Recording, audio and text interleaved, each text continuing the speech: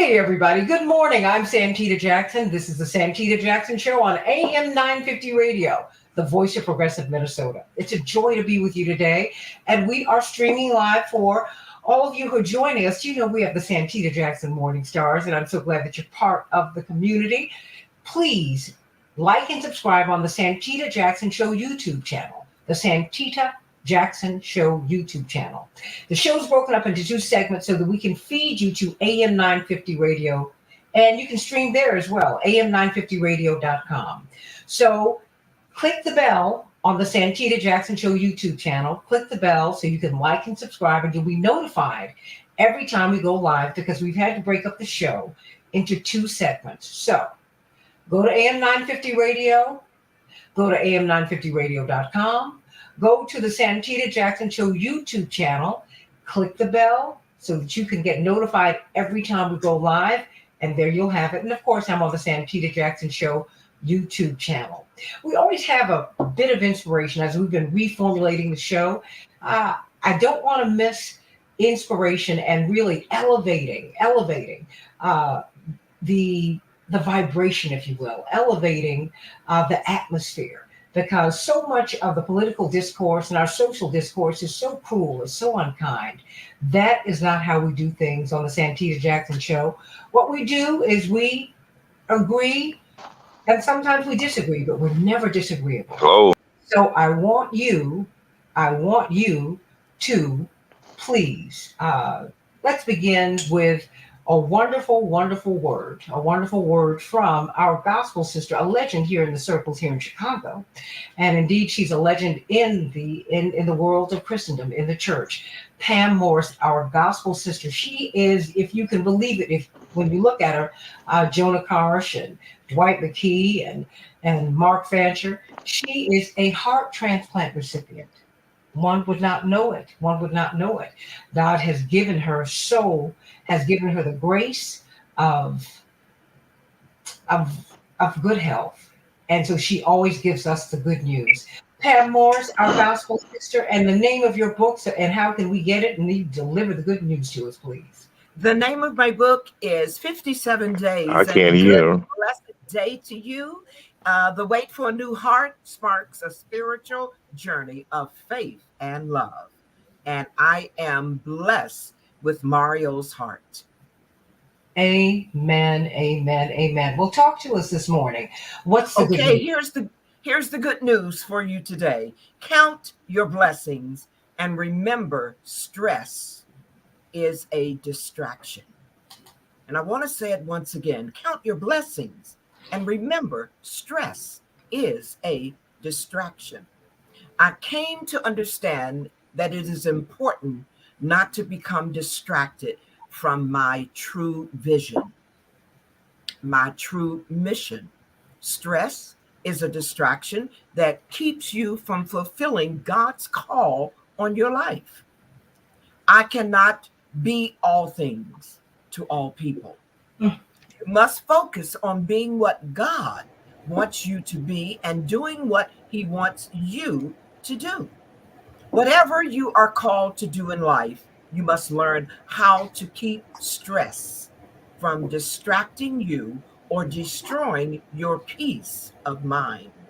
You can learn to live with what the scripture describes as the peace that surpasses all understanding.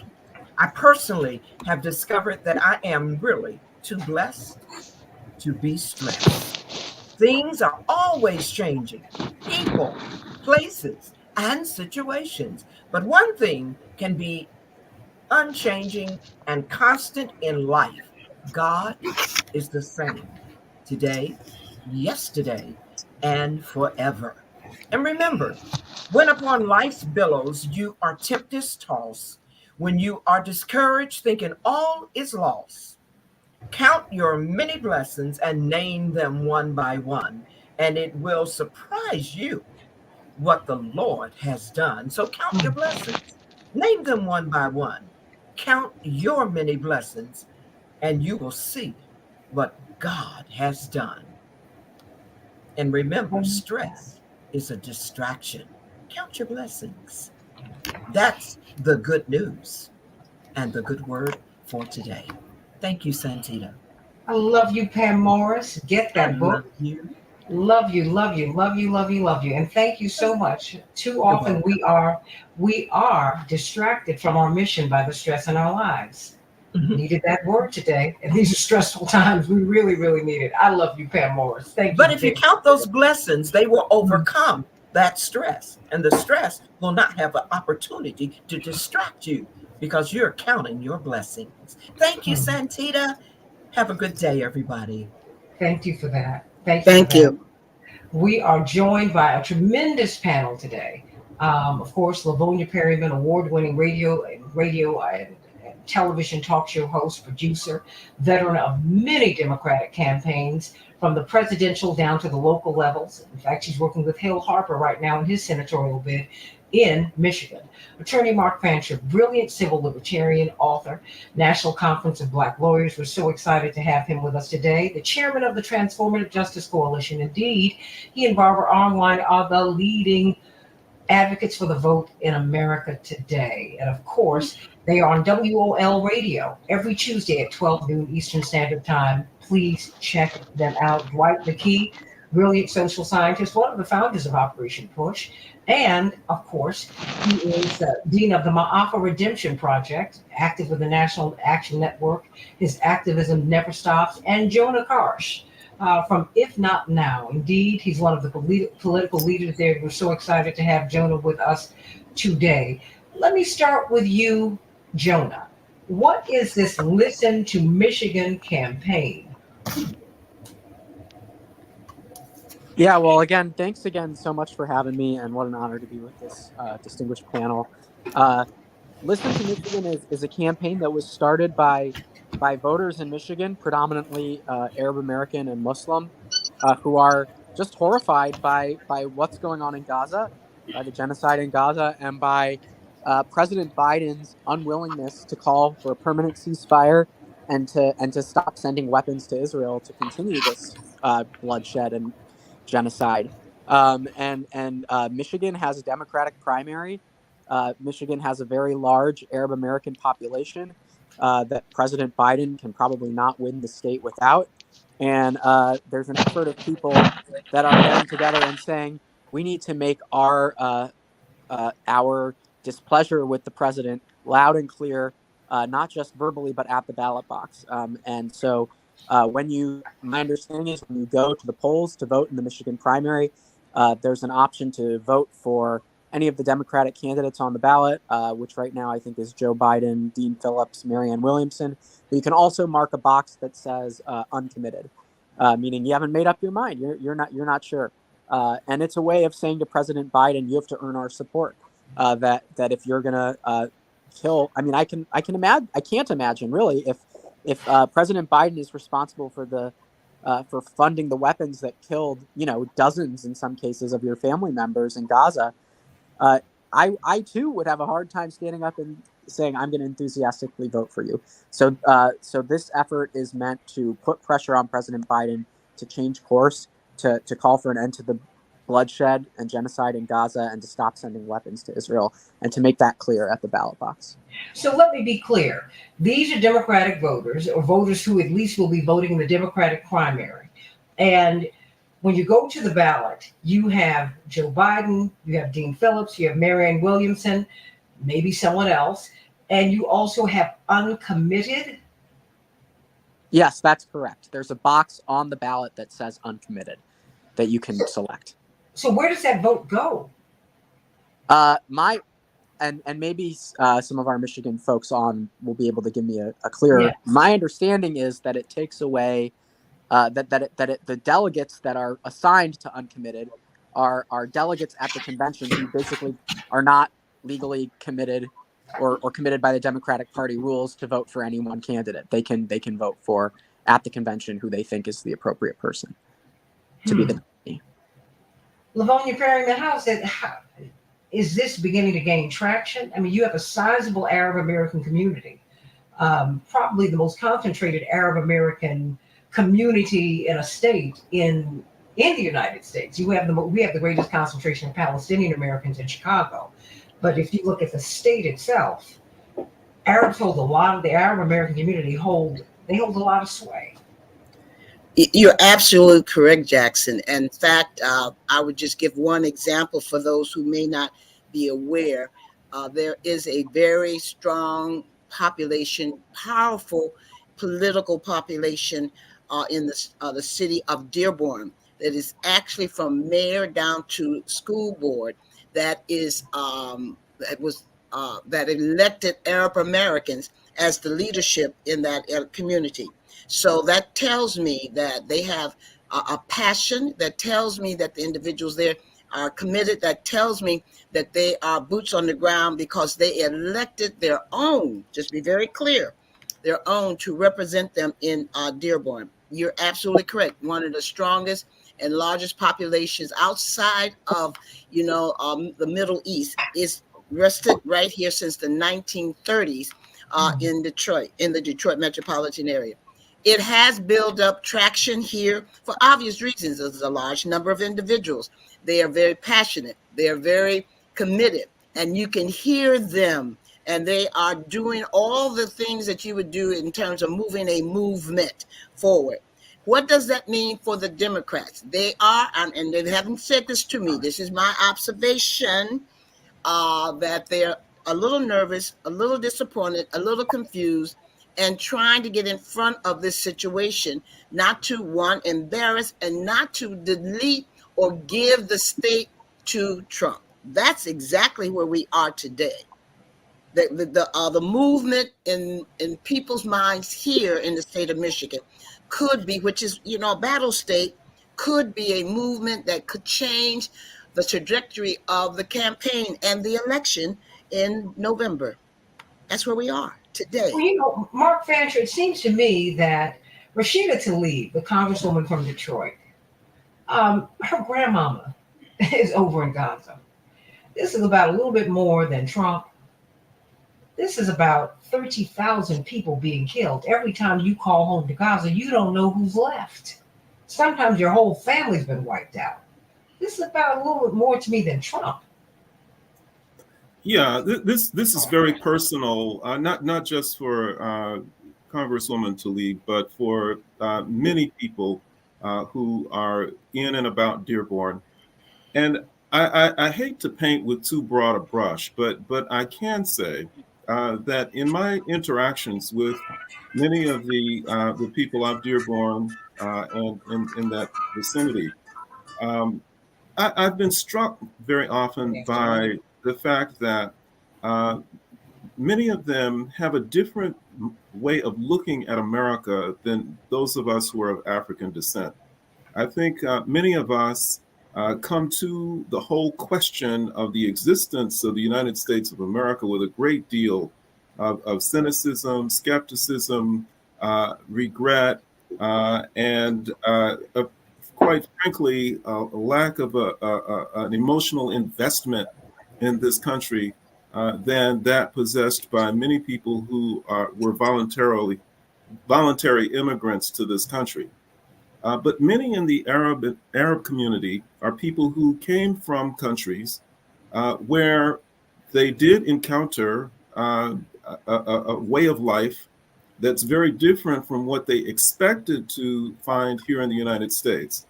And their expectations have been that the American dream and the American ideal is real, and that the democratic process is one that is real, and that really their way of maintaining whatever they have and progressing has much to do with their dependence on the promises that America makes. And when they find in a situation like this that it's all very, very much an illusion, that much of it is based on lies, and it has a real personal cost to them in terms of their families and their friends and their relatives being at risk because of what's happening in Gaza, they feel intensely betrayed. And so to the extent that many people, particularly who are Black, who may look at the prospect of a Trump presidency and say, what can we do in order to hedge our bets, in order to make the best of a bad situation? How can we maneuver around this?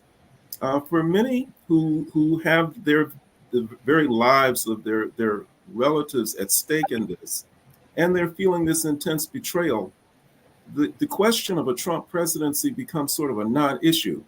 This is very personal, and you have betrayed us in the ultimate way, and we are not going to compromise here. We are going to act according to what we think is necessary for the survival of those we love.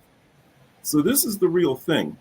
This is not just grandstanding with the hope that they will be able to intimidate or frighten uh, the Democratic Party into changing its position. This is what many regard as a fight for their lives. Attorney Darrell Jones, it doesn't seem that you're going to be able to scaremonger these people. I mean, and one can understand that. You remember in the 80s when we were protesting, Mark.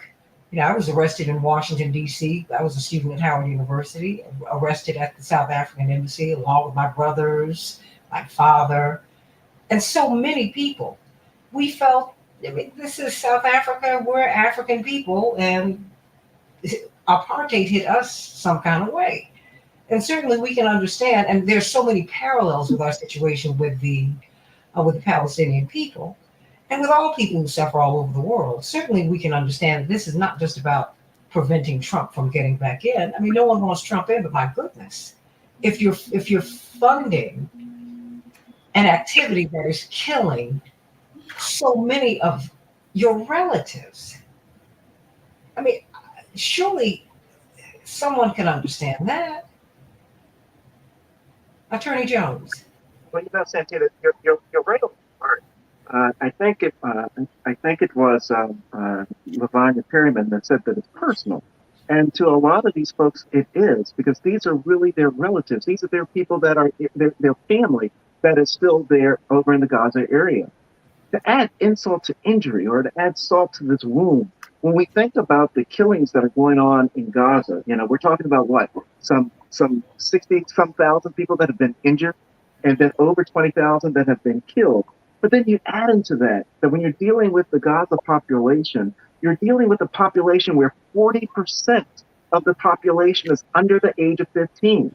So when you start talking about who they're killing, who is it that are the recipients of these death bombs that are hitting there in Gaza? That's who the recipients are. So when you talk about making it personal, I don't think anything becomes more personal than when you do something to harm a minor. You harm someone's child. There's nothing more personal than that. And I suspect that, with my familiarity with the population, with the community, when you touch one of them, you've touched them all. They're a community. They're a one. So when you hurt their child, anyone's child, it's felt by that entire community.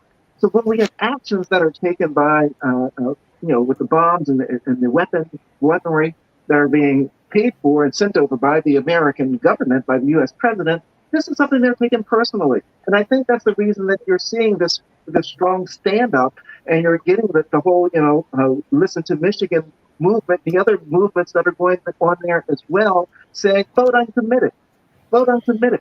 And some would say, and I've seen the argument where they say, well, it's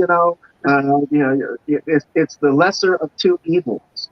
And I think the position has got to be, we need to get rid of evil altogether. And I think that's where they're standing. They are giving the Biden administration the opportunity to try to shed some of the evil that it's already done, some of the killing that they've already put in place. Do something to show that you get it. You got it. You hear me. I'm heard. Right now, they feel as though they're muted. And if you're muting them now, why should they unmute you on election day? I think that's the position that they're taking, Santita. And it's a real problem. Because in Michigan, President Biden is talking about a state that he won by what, 3%? And it has what, like a 5% Arab North African population that's going to be active now, because now you've touched them personally. So it's a major issue, I think, for the Biden administration. And the question right now is, can they re-cork this bottle that they've uncorked of hatred and killing that now has so upset this community and those that are supporters of the Arab community. Santita. Dwight McKee, your thoughts?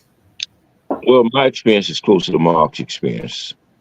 Is that many of the Arabs that I've talked to, or I've been in contact with here, they came over here because America destabilized their countries, or whether it was Christians in Lebanon, whether it was Iranians, whether it was Afghanistan, whether it was Iraqis, and it was both Democratic and Republican regimes. And so whether it was, Barack in Libya or what they did in Iran and Iraq. And so it was both Democrats and Republicans. So they have no allegiance that way to either party. They come over here and then they see what's happening in Palestine. And their position is not just a passe, we want to be neutral in our vote for the election. Is that they actually want Biden to be charged as a war criminal and see him as an executor of genocide. So they see it very personally. They see it as a move toward genocide. They see it as ethnic cleansing and a conspiracy to take a country of their cousins. And so they don't see these guys as just, kind of the lesser of two evils. They see them all as evil, and evil to the point of they think they need to be in jail for their behavior. So it's not so, so political as Mark them say as it is personal. Jonah Karsh from If Not Now. You're under 30. I don't even know if you're 25, Jonah. I'm 23. 23. Okay. Oh my gosh.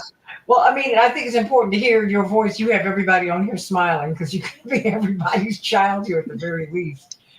And yet, as I've met you and these young Jewish activists, these young Palestinian American activists, these young American voters, because that's what you are, whatever your background, you all are very serious and very committed to the Uncommitted campaign. You're very committed to withholding your vote from President Biden. And you're like, okay, I mean, if he doesn't agree to a ceasefire, you're like, I hear you, but I'm not afraid of Trump. Tell me what people, I mean, the Democrats are presenting those as the stakes, right? That if you don't vote for Biden, basically your back is up against the wall and a gun is to your temple. Then, there is no hope. What tips you in the other direction? Because you all are saying, no, that's not enough. Yeah, I mean, look, you said we're not afraid of Trump. Maybe that's true of some people. I'll be clear. I am very afraid of Trump. I think that he would almost certainly be worse on this issue than Biden. I think what he plans to do, saying he wants to be a dictator on day one, what he wants to do to my transgender friends with what he's committed to doing around a federal abortion ban at 16 weeks, all of that would just be horrible. And that's not an endorsement in and of itself of Biden. But let's be clear about what we're talking about here. We are 8 months from the election. This is not over. So I, speaking for myself, have no intention to throw the election to Donald Trump, but I also have not a lot of enthusiasm for Joe Biden, and I think he needs to change course on this issue. He needs to stop funding a genocide, period. The values of my generation are that we have seen, we came of age with the election of Donald Trump. We came of age with the Forever Wars. We came of age with the COVID-19 pandemic. We came of age with the Black Lives Matter uprising, with the campaign of Bernie Sanders, and we're saying enough is enough. We know what kind of world we want to build. We know that a better world is possible, that justice is possible, and we're tired of excuses being made for it not happening. That's what this is about. And of course that Donald Trump has nothing to do with advancing that. But we are 8 months from the election, and we have to demand better than the policies of Joe Biden, and that's what this is about. Do you think you're being heard? I sure hope so. I think if you go certainly a few months ago. Well, here's an interesting story. I had the pleasure of hearing Congresswoman Tlaib speak at a fundraiser a few months back. She said when the Israeli bombing campaign in Gaza started in October, she called the White House and she said, raising the alarm about the use of white phosphorus, and really was sort of blown off. And then would raise the alarm about, the displacement of people. She said they told 1 million people they have to leave in 24 hours. You remember when they told everyone to go south that first week? No, again, blown off. Then she said, hey, you guys are going to lose Michigan. And then that's when they picked up the phone and had a real conversation with her. So the electoral consequences of what President Biden is doing and the risk that puts I'm pissed at President Biden, not only because of what he's doing in Gaza. Of course I'm pissed about what he's doing in Gaza, but I'm pissed because I'm afraid that what he's doing is going to throw the election to Trump because so many people are going to be upset. So this is not about enabling Trump. To those who want to say, oh, well, you're just helping Trump. No, this is about trying to prevent a Trump presidency. This is about trying to prevent fascism. And this is about trying to prevent the funding of genocide that we're already seeing from President Biden. And I think that with this Listen to Michigan campaign, with seeing that many of his deputies have been going to Michigan to talk to community leaders there, I think that the message is getting heard more than it was. Certainly, we're not seeing enough in the way of policy change. We've seen articles that indicate that Biden regrets some of his messaging, but we're not going to stop until we see a commitment to stop funding this and until there's a ceasefire. I mean, do you think, given your experience in Democratic circles, Livonia, do you think that the Democrats are hearing? I mean, because now you have a generation who running the party who Reverend Jackson, quite frankly, installed. So they're clear on what the stakes are. I mean, this is not, you have the Mignon Moores, you have the Leah Daughtries, the colored girls, if you will. You've got Yolanda Caraway, you've got Donna Brazile, who many people don't know. Donna Brazile cut her teeth not working for Reverend Jackson in the campaign, Mark Fancher. She worked for Mrs. Jackson. She was part of Mrs. Jackson's team because Mrs. Jackson had a serious team, and Mrs. Jackson hit the road as hard as her husband did. That's how Donna Brazile cut her teeth. She didn't cut it with Reverend. She cut it with Reverend. And she saw how to organize women. And she saw how to organize the church because Mrs. Jackson is, as you know, Dwight, a brilliant organizer. Can I get a witness, Dwight? Amen to that. Amen. So, I mean, do you think that they're hearing? And if they're hearing, are they communicating this to Joe Biden and Kamala Harris? I think they're hearing it, but they're not, for me, they're not reacting in the way they should. This should be immediately, the first email, the first text, the first TikTok that went out about uncommitted vote movement. This is not a protest. It's a movement, which means it's massive. Explain that. What do you mean? I mean that the movement is not just like in the metropolitan area of Detroit. Mm-hmm. The movement has flowed up and down the I-freeway of Michigan. And remember, guys, Michigan is a key state to the success of the Democrats.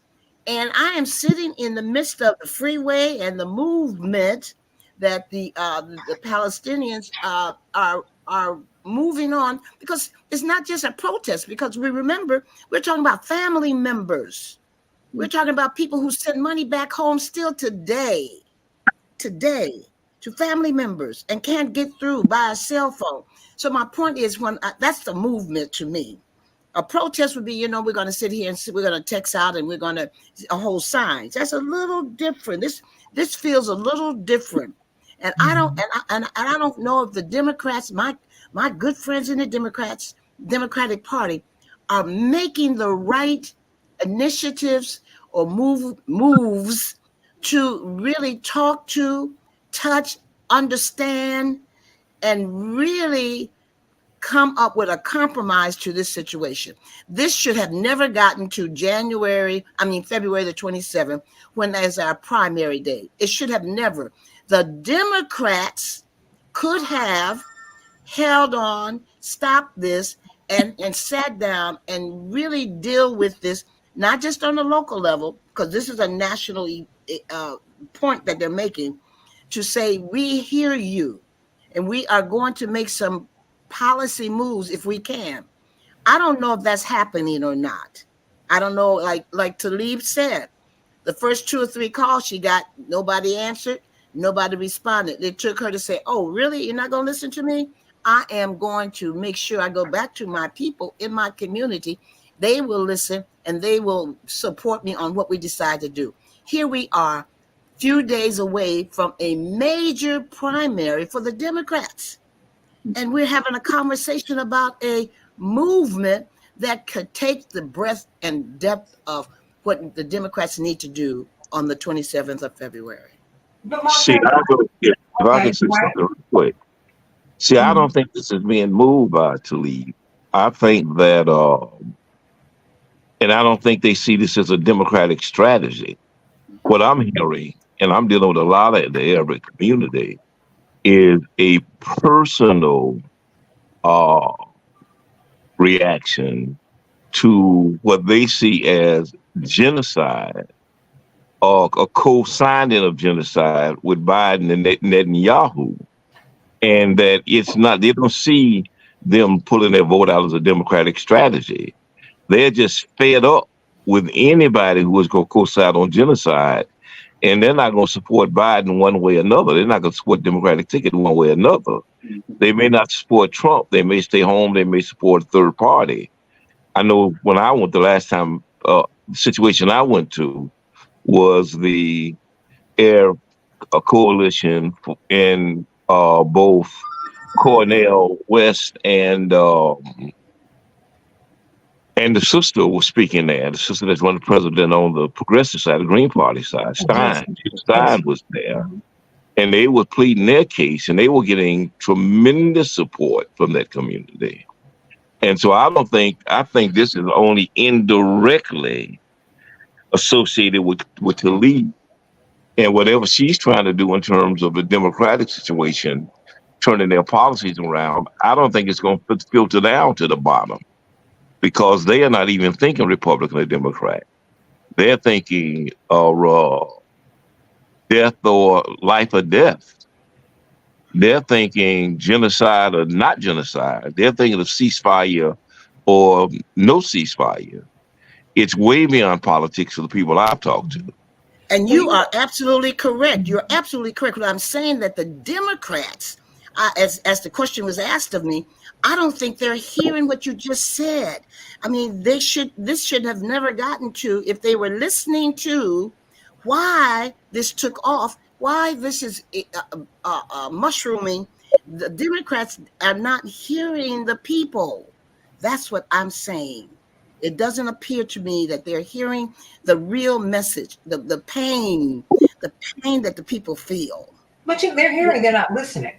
That's right. That's right. That's what I mean, because that's why I want Jonah. I mean, I think people hear you, they see you, they don't believe you, they're not listening to you. I mean, because I think this for you, I mean, and correct me if I'm wrong, this is beyond, as Dwight said, politics. It's beyond party. This is about principle. Yes. Jonah? I mean, how can life and death not be about principle? And I mean, when we are told that, let's, go back to, don't, treat others the way you want to be treated, dropping bombs and killing 12,000 children couldn't be farther from that. So yeah, this is for a lot of people that I'm talking to, it's like, okay, and as I said, I don't want Trump to win, clear, obviously, but like, someone said, what's worse than genocide? You talk about the worst things in the world. What's worse than the killing of 12,000 children? What needs to happen is that needs to stop immediately, and the U.S. needs to use all of its power to make it stop. And I can tell you that my generation is not going to shut up. There are different views in my generation about Biden versus Trump. I made mine clear. But what I can tell you for certain is that people are not going to be quiet until this is over, until we stop funding this, until there's a ceasefire. And then people are still going to be engaged. This has created a huge groundswell of people that care about the status quo before this, of occupation, of siege on Gaza since 2006, of apartheid. And people are going to keep paying attention to that. I see this as becoming a much clearer, and my hope is that in the aftermath of this becomes an issue that is used as a litmus test when we're looking at what candidates we're going to support. It's not going to be the back burner anymore. Why should this be a litmus test? Because we're funding the killing of 12,000 children, and if you can't stand up and say that that's not okay, and move beyond these platitudes of Israel has a right to defend itself, when clearly they've gone well beyond anything that could be considered self-defense. If you're not willing to say that that's wrong, I don't know how you can claim to be part of the party of justice. I think it's really that simple. Well, the truth is simple. Mark Fancher. It is. And I think that we will make an error if we approach this entire chapter in our history as one where we are trying to get the Democratic Party to listen to us and to respond to us, because I think you're right. They have heard us. I think they're even listening. Mm-hmm. But the fact is that, and this is why I personally think that Biden is worse and more insidious than Donald Trump, because he will not change his policy on this. He will not. I don't care what anybody does. If it means the Democratic Party losing the election, then that's the cost that they're willing to pay in order to stand firm on this. So we can't expect that they're going to change their policy in response to this campaign or anything else. This has to be about something more than that. This has historical roots. The U.S. empire has, for at least since the Cold War, been engaged in a contest for the region in for the Middle East, with the so-called Middle East region, and Israel has been critical to its strategy. That region is geopolitically valuable, for strategic purposes. They have to have a foothold there. The oil that is there is critical and vital. And so they must stop at nothing in order to control it. And the fact is that the empire, U.S. imperialism, Western imperialism, is so committed to maintaining control of Palestine that this war that's being waged, this campaign of genocide that's being waged in Gaza, is one that they not only see as something that's welcome, but they see it as necessary. This is what they want. They want to purge the Palestinian population from Gaza. It is important to their program to do it. And they just can't get their hands dirty doing it personally. They know that the U.S. public would never stand for having its sons and daughters, committed to waging a ground war in Palestine to commit these types of atrocities. The public would never stand for it, and they know they couldn't do it. So that's why Israel is so valuable to them. The Israeli Defense Force is invaluable to them. They're doing the dirty work of the U.S. empire. And it is a job that they believe has to be done, even if it means the Democratic Party loses the election. And Biden understands this very well. He knows his role and where he stands with respect to the oligarchy and with respect to the powers that be. He knows that he is nothing more than an errand boy. He is the one that's charged with making sure that the empire's agenda is carried out no matter what. And so to talk to somebody like that and expect that you can threaten him or convince him to change his policy with respect to this is misguided. All right. And so we just have to understand that as a threshold question. And I think that what everybody's been saying about this being something that goes beyond a political question is correct. This is a question of fundamental morality. And I don't think that there's any better proof of that than the fact that Black churches across the country are drawing a line in the sand on this issue. And just in the last couple of days, the African Methodist Episcopal Church issued a statement which is unbelievably wonderful on this issue, where they call out what's going on as genocide. They call out the fact that what they're trying to do is they're trying to deny medical and other aid and food to the people of Gaza so that they have a way clear to go in and murder them. They call it out in explicit terms. It is a powerful statement. And my pastor, I'm AME, my pastor read it to our congregation in Sunday service yesterday. And my wife said she could not believe that my old bones were allowing me to leap to my feet as quickly as I did to applaud. I mean, Wait a minute. It is the AME in you giving that out, giving vent to your emotion in church. What, Mark? Woo! Hallelujah! There's AME, and there's Mark Fancher. You know, I got you. But Joe to understand, Black folks have their frozen chosen too, so it's okay. Yeah, but the point is, this is beyond politics at this point. This is a question of fundamental morality, and I think that why do you think this has resonated so deeply in the Black community this time? Oh, we have seen this. We know this. We experienced it vicariously, if not personally. In our history of enslavement. We know the stories. We know what our ancestors went through. We've heard our elders recount stories. We've read about it. We know about it, and we don't like it. We have seen it in the form of apartheid in South Africa, and we've seen the same kinds of things happen. We know how people suffered, and we struggled, and we did it, and we just don't like injustice. I really think, many times people despair about all of the suffering that African people have undergone historically, but I really regard it as a true blessing.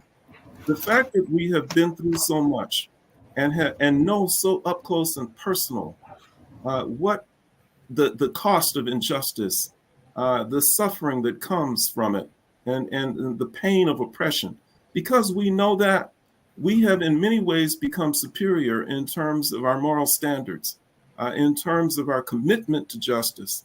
And it falls to us, I think, many times to push those who are not as familiar with pain as we are to becoming better people. And I think that we see the graphic footage of what's happening in Gaza, and it really resonates. We know their pain. We've seen it, and we can't stand it. Even if it means having to deal with another 4 years of Donald Trump, then we're willing to pay that price too. And for what it's worth, and this is a whole different discussion, I honestly, personally don't think that we have to worry about Donald Trump. I don't think that he's going to be the Republican Party nominee, as I don't think that Biden will either, but that's another discussion. Well, I can't wait to have that discussion with you. Before I pivot to you, as you nod vigorously in assent, Daryl Jones, I want to remind our audience that we are on AM 950 Radio, the voice of progressive Minnesota. You can stream am950radio.com as well. But please like and subscribe on the Santita Jackson Show YouTube channel. Like and subscribe there, and also click the bell so that you can be notified whenever we go live. And then if you need to, go just click so that you can see here the second hour of the show. But we're having a great discussion about this Uncommitted campaign in Michigan. You can check the box. You can vote for Biden, Marianne Williamson, Dean Phillips. You can vote uncommitted if you wish to express your feelings about Gaza and the stance that the Biden administration has taken on it. We're funding this slaughter, Daryl. And I don't know if, they're hearing, or they're listening, but I'm like, do you hear me? You know how your mom and dad had to say that to you. Did you hear what I just said to you? No, you're right on point because if they are hearing what's being said, then they should be responding accordingly. Mm. And that's not the response that we're seeing. I don't know that we're seeing much of a response from the administration, and that's what's concerning. What becomes even more concerning, I think, is that as the Listen to Michigan campaign and other campaigns uh, pick up and continue to pick up steam and gather energy, as what are we 7, 8 days away from the Michigan primary, uh, as that continues to build as that continues to build. A lot of voters are not overly sophisticated where they're listening like we do to everything that comes on every station and all this other stuff. So it's going to be the word on the street, right? And so if the word on the street is that you're against Biden because of the genocidal policies that he's propagating in Gaza, the question then becomes, how quickly can you turn that around? How quickly can you get a message out to say it's okay to vote for him now? He's done this, he's done this, he's done that. How do you reach all of those voters? Most voters are not reachable. And let's be clear, the biggest block of voters are non-voters. That's the biggest block of voters. So, the block of voters that we're trying to reach, that you're trying to reach in this campaign, it becomes really concerning when the initial message of these voters are hearing are points as to why they should not support Joe Biden or should not support the candidate of your choice. Because at some point in time, it becomes solidified in a voter's mind. I don't need to hear anything else. I got it. I know what he's about. I know where I'm voting. So, once you have that solidification that begins an opposition that's happening in voters' mind, it becomes very difficult for a candidate, a presidential candidate or any other candidate, to overcome the odds that they then have to overcome to aim to earn and gain that voters' trust and that voters' vote. And I certainly would profess a lot of concern for President Biden with regards to whether or not how deeply that uncommitted voter and so let's say they hit 15-20% or whatever it may be for the uncommitted voter. That's a lot of work to be done on President Biden's side. And the question is, can he do enough to overcome it in a battleground state, in a state that you're in the low single digits with regards to your margin of victory? That's a very concerning thing. So there's a lot that's going on, I think, on the campaign side of that. I hear what Jonah is saying, but I also hear what Mark is saying is that if you're going to be strung up anyway, whether it's Trump or Biden, why should I choose either of the evils? Let me find a way that's not evil. Let me find a candidate that really stands for what I stand for. Or if I've got to take this election out, I've gone through Trump before. I've gone through Biden before. I know I can survive. I've gone through slavery. Hello, Jim Crow, Reconstruction. Yes. I don't know. You can't frighten me, not a black person in America.